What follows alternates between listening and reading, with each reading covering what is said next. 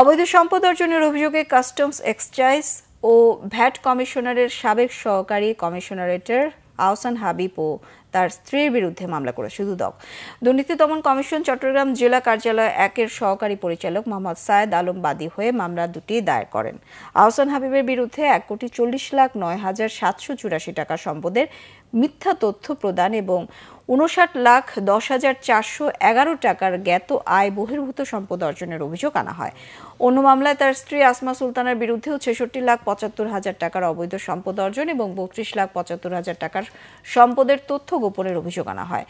মামলার এজাহারে বলা হয়, 2018 সালের 12 নভেম্বর আহসান হাবিবকে সম্পদ বিবরণী দাখিলের নির্দেশনা দেওয়া হয়।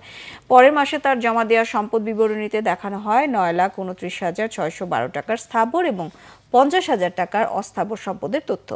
তবে দুদকের তদন্তে দেখা যায় আহসান হাবিবের নামে ও দখলে মোট 1,49,89,396 টাকার সম্পদ রয়েছে।